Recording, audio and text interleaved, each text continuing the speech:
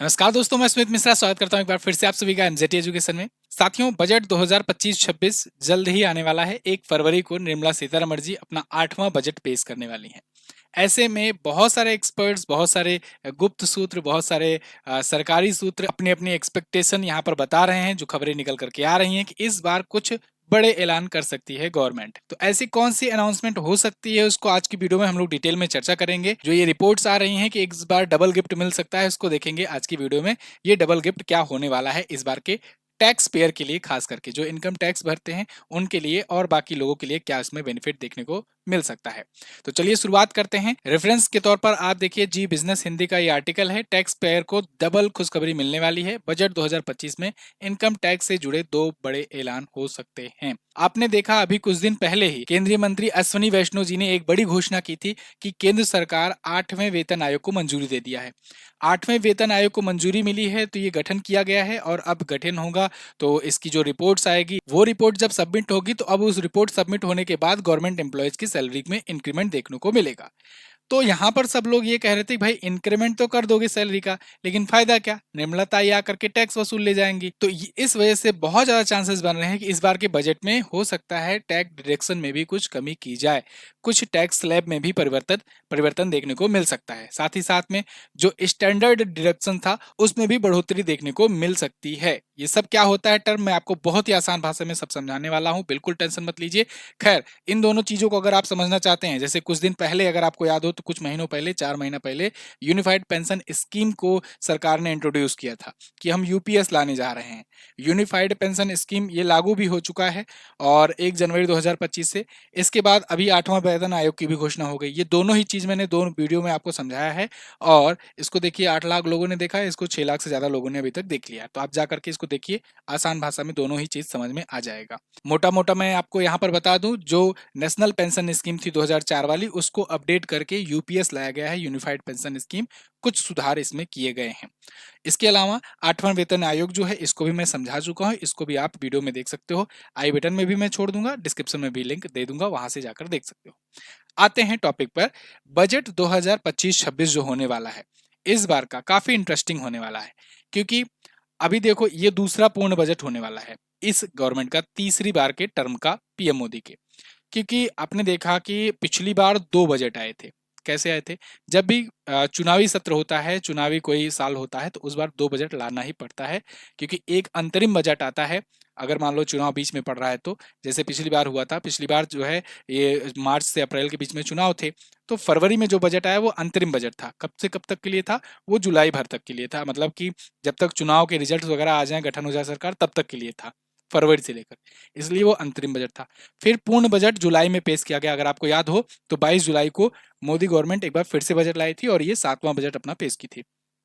तो वो पूर्ण बजट था, उसका टाइम पीरियड चल रहा था, और ये जाकर के समाप्त होगा 31 मार्च तक। बजट 1 फरवरी को लाया जाता है, लेकिन ये 1 अप्रैल से शुरू होकर के 31 मार्च तक के साइकिल में, यानी कि फाइनेंशियल ईयर तक के लिए चलता है। बजट जब भी आता है तो सबसे ज्यादा जो फोकस रहता है सबका, वो रहता है इनकम टैक्स स्लैब पर, कि इनकम टैक्स स्लैब क्या होगा। क्योंकि जो टैक्स पेयर हैं उनको ये गणित समझ में नहीं आता है कई कई बार, कि भाई हमारे जेब से सरकार लेगी कितना। हम कमाते हैं, मेहनत करते हैं, सैलरी जो मिलती है उस सैलरी में से सरकार कितना खींचेगी अपने पास, इसको जानने की सबको उत्सुकता रहती है। बाकी तो जो योजनाओं पर सरकार खर्च करेगी, परियोजनाएं लाएगी, वो सब पे ठीक है, चलो अच्छी बात है, तुम करोगे जो करोगे, लेकिन ये बताओ हमसे लोगे कितना, ये सबका ज्यादा फोकस रहता है। तो क्या होता था, पहले ओल्ड टैक्स रिजीम था, इसके बाद अभी पिछले कुछ सालों में न्यू टैक्स रिजीम लाया गया, इंट्रोड्यूस किया गया, उसके बाद उसको समय दर समय पर अपडेट भी किया जा रहा है। इस बार भी न्यू टैक्स रिजीम में भी कुछ परिवर्तन देखने को मिल सकते हैं, और यही कहा जा रहा है इसलिए क्योंकि देखो, पिछली बार भी ऑप्शन ये दिया गया था कि जो ओल्ड टैक्स रिजीम में अपने आप को रखना चाहते हैं वो ओल्ड से ही लेकर चलें, लेकिन जिनको जिनको न्यू टैक्स रिजीम में अपने आप को शिफ्ट करना है, वो न्यू टैक्स रिजीम में अपने आप को शिफ्ट कर सकते हैं। टैक्स रिजीम क्या है? ये एक स्लैब टेबल है, मतलब आप किस से किस इनकम के दायरे में आते हो तो आपसे कितना परसेंटेज टैक्स वसूला जाए सरकार का, यही है, समझ लो, टेबल चार्ट टैक्स रिजीम का। तो जो पुराना वाला था, अभी भी बहुत सारे लोग इस पुराने वाले को ही फॉलो कर रहे हैं। ठीक वैसे ही है जैसे यूपीएस और ओपीएस और एनपीएस के लिए कहा गया कि एनपीएस को ला दिया गया था, तो एनपीएस से यूपीएस में आने के लिए लोगों को कहा जा रहा है, जो लोग आना चाहे वो आ सकते हैं।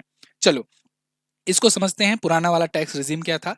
पुराने वाले के तहत क्या था कि अगर मान लीजिए आप 2.5 लाख रुपए तक अर्न करते हैं तो आपसे कोई टैक्स नहीं लिया जाएगा। अगर मान लीजिए आपकी इनकम 2.5 लाख से 5 लाख तक है तो ये 5% होगा 2.5 लाख से ऊपर की जितनी भी अमाउंट होगा उस पर। अब इसको बहुत लोग नहीं समझ पाते हैं। लोगों को ये लगता है कि अगर मान लो 2 लाख हम 51 हजार कमा रहे हैं तो सब पर हमें 5% देना होगा। नहीं, 2,50,000 तक आपका कुछ नहीं लगेगा। उसके ऊपर जितना होगा उस पर आपको 5% देना होगा, ठीक है ना। तो आप चाहे 4 लाख कमाते हो चाहे 3 लाख कमाते हो तो 2.5 लाख घटा करके बाकी जो बचेगा उस वो आपका टैक्सेबल अमाउंट होगा। ये बात ध्यान रखना, यही लोगों को समझ में नहीं आता। 5 लाख से 10 लाख के बीच में अगर आपकी इनकम होती है, ये सालाना इनकम की बात की जा रही है, तब आपको 12,500 रुपए देना है। मतलब इस वाले टैक्स रिजिम वाला देना है 12,500 जो बनता है 5% आपका। इसके बाद प्लस 20% अबव 5 लाख, 5 लाख के ऊपर जितना इनकम आएगा उस पर 20% देना है। अब मान लो उसको एग्जाम्पल समझो। मान लो आपकी इनकम है 6 लाख, ठीक है ना। 6 लाख का मतलब ये हुआ 12 पंचे 60 यानी 50,000 आपकी मंथली सैलरी है। तो आपका 6 लाख के दायरे में आता है। ये मैं एग्जाम्पल के तौर पर आपको बता रहा हूँ। 6 लाख होता है तो आप इस टैक्स स्लैब में आ रहे हो ना, 5 से 10 लाख वाले में, ओल्ड ओल्ड वाले स्कीम में। तो अब इसमें 6 लाख आता है तो 6 लाख में टैक्स कैसे कटेगा। तो इसमें आपका पहला वाला ये वाला टैक्स स्लैब हटाया जाएगा कि भाई देखो 2.5 लाख से 5 लाख तक वाले में आपको लगना है केवल 5%, यानी 12,500 रुपए। तो ये 12,500 रुपए हो गए। अब आपका है 6 लाख इनकम ना, तो 5 लाख से ऊपर कितना है, केवल 1 लाख ज्यादा है ना। 5 लाख से 6 लाख के बीच में 1 लाख का अंतर है। तो उस 1 लाख पर आपका 20% लगेगा। ये नहीं कि पूरे के पूरे 6 लाख पर 20% लग जाएगा, है ना। तो कुछ लोग अधूरी टेबल दिखाते हैं तो उससे कंफ्यूजन बनी रहती है। वहां दे देंगे कि 5 लाख से 10 लाख पर 20% है टैक्स, तो लोग जो है समझते हैं कि भाई अगर 7 लाख इनकम है तो 7 लाख पर पूरे पर 20% मिलेगा। नहीं, ऐसा नहीं होता है। इस प्रकार से ये चलता है कि मतलब अगर यहाँ के रेंज में आ रहे हो तो ऊपर की सारी टेबल आपके में फॉलो होगी। तो ये तो पुराना वाला जो टैक्स रिजीम था ये था। फिर इंट्रोड्यूस किया गया सरकार के द्वारा कि थोड़ा सा और टैक्स स्लैब बढ़ाते हैं, क्योंकि ये रेंज बहुत ज्यादा है। बहुत लंबी लंबी रेंज है। आप देखो 5 लाख से 10 लाख, एबव 10 लाख से ऊपर चाहे जितना हो, तो ये सब हुआ करता था। बहुत मतलब इसमें बहुत सारे लोग कवर हो जाते थे उसी में, एक ही में। और जिनकी इनकम कम होती थी उनको ज़्यादा देना पड़ जाता था, जिनकी ज़्यादा होती थी उनको भी कम देना पड़ता था। तो फिर सरकार ने न्यू टैक्स रिजीम इंट्रोड्यूस किया। फिर सरकार ने क्या किया कि इसमें और ज़्यादा स्लैब बांट दिए, और ज़्यादा कैटेगरी बना दी। जैसे जैसे 3 लाख तक कुछ नहीं लेंगे, ठीक है, कुछ कोई नहीं लगेगा। 3 लाख से 6 लाख तक, 3 लाख से ऊपर की धनराशि पर 5% लगेगा। फिर 6 लाख से 9 लाख का यहाँ टैक्स प्लान बना दिया गया। जो 5 से 10 का वहां का रेंज रहता था वो 6 से 9 कर दिया गया और 9 से 12 कर दिया गया, ठीक है। तो यहाँ पर 15,000 प्लस 10% एवं 6 लाख कर दिया गया। इसके बाद 9 लाख से 12 लाख किया गया तो इसमें 45,000, मतलब इतने सबका 45,000 होता है टोटल। उसके बाद 15% 9 लाख के ऊपर की धनराशि पर लगेगा। तो ये किया गया, मतलब इसमें टैक्स स्लैब और बढ़ा दिए गए। तो अब अभी भी बहुत सारे लोग पुराने वाले में ही हैं। तो उनको नए वाले में शिफ्ट कराने के लिए नए वाले में और ज़्यादा अट्रैक्टिव चीज़ें दी जा रही हैं। जैसे जैसे अगर आपको याद हो तो पिछली बार ये भी अनाउंस किया गया था कि भाई हम लोग स्टैंडर्ड डिडक्शन जो है वो 50,000 से बढ़ाकर 75,000 कर देंगे। कि ये जो होगा ये रिलीफ होगा फॉर 4 करोड़ सैलरीज इंडिविजुअल्स। जो सैलरी वाले हैं तो उनको एक स्टैंडर्ड डिडक्शन का एक छूट दिया गया कि 75,000 तक पर आपको कुछ नहीं देना होगा, ठीक है ना, कोई टैक्स नहीं लगेगा। ये स्टैंडर्ड डिडक्शन के तहत ये छूट दी गई थी पिछली बार। तो ये पिछली बार बढ़ाया गया था, मतलब पहले 50,000 तक की थी, अब बढ़ा करके 75,000 किया गया था। अब बड़ा परिवर्तन इसी में देखने को मिलने वाला है। अभी मैं आपको आपको आगे समझाऊंगा। तो ये था पिछली बार। साथ ही साथ में ये भी कहा गया था कि भाई 15,000 से 25,000 पेंशनर वालों के लिए छूट दी गई थी, है ना। उसको भी बढ़ाया गया था, इंक्रीज किया गया था स्टैंडर्ड डिडक्शन में। तो सरकार का ये मानना है कि ज्यादा से ज्यादा लोगों को नए वाले में वो करो। अब आप सोचोगे कि नया वाला तो अच्छा लग रहा है तो क्यों नहीं पुराने वाले को छोड़कर नए वाले में आ रहे हैं। तो इसमें भी ट्रिक है, आप इसको समझिए। देखो 3 लाख से 6 लाख तक में यहाँ 5% लिया जा रहा है 3 लाख से ऊपर की सभी धनराशि पर। और 6 लाख से 9 लाख में ये 15,000 प्लस 10% लिया जा रहा है 6 लाख से ऊपर की धनराशि पर। अब इंडिया के जो जितने भी टैक्स पेयर हैं उसमें मैक्सिमम आप समझ लो, वैसे भी इंडिया के बहुत कम ही लोग देते हैं टैक्स, लेकिन उसमें भी जो सबसे ज्यादा टैक्स देने वाले हैं, है ना, तो उसमें जो मिडिल क्लास वाले हैं वो सबसे ज्यादा हैं। और वो सब आ जाते हैं इसी दायरे में, इन्हीं दो कैटेगरी में आ जाते हैं। उनको इससे कोई मतलब नहीं है आप इतना इसके ऊपर कितना लेते हो क्या लेते हो, हमसे कोई मतलब नहीं, इतने में आ जाते हैं। अब ये कितना है, आप बहुत ही आसान भाषा में इसको समझना चाहो तो ऐसा समझ लो कि आप की सैलरी अगर 40,000 से लेकर के 40,000 से लेकर के 60,000 तक की है, या 30,000 ले लो, 30,000 से 40,000 या 60,000 के बीच में है, तो आप इस दोनों में आ जाओगे आराम से।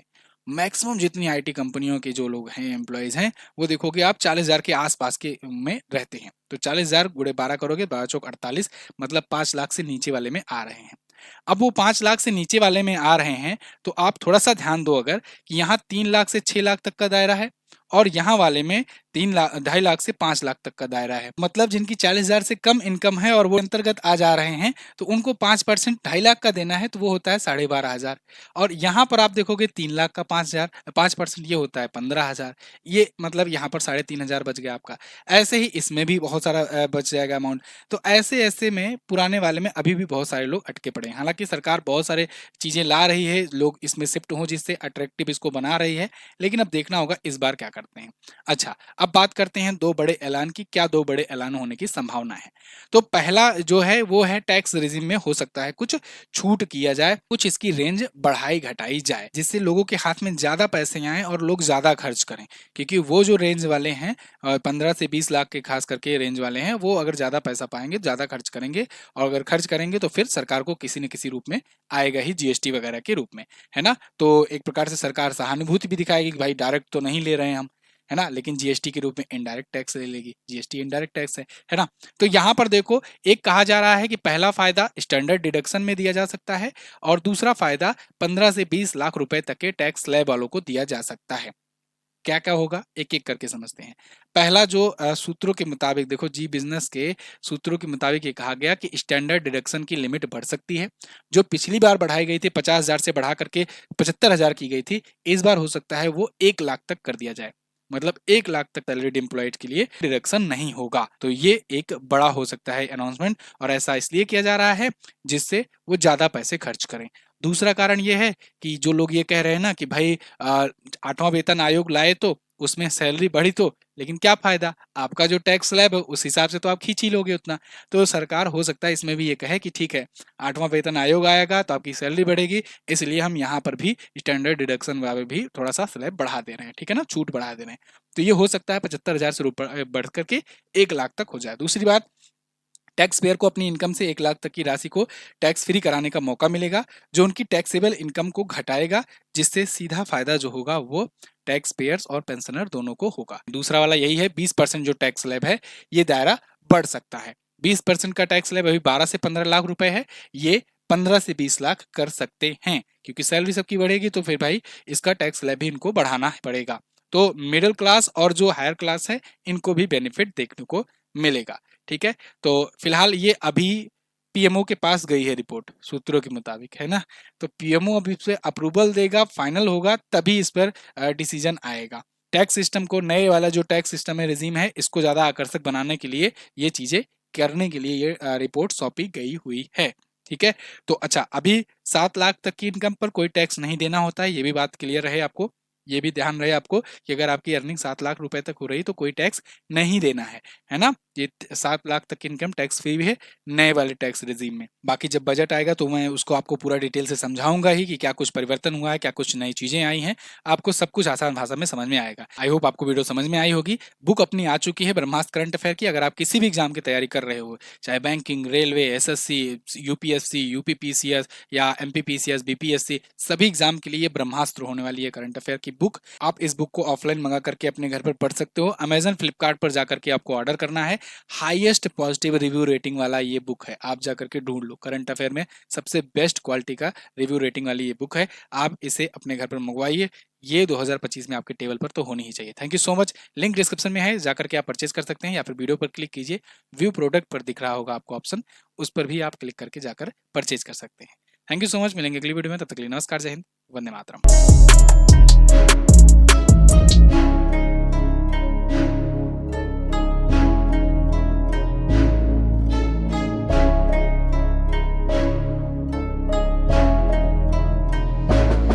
करंट अफेयर्स मतलब एमजेटी एजुकेशन।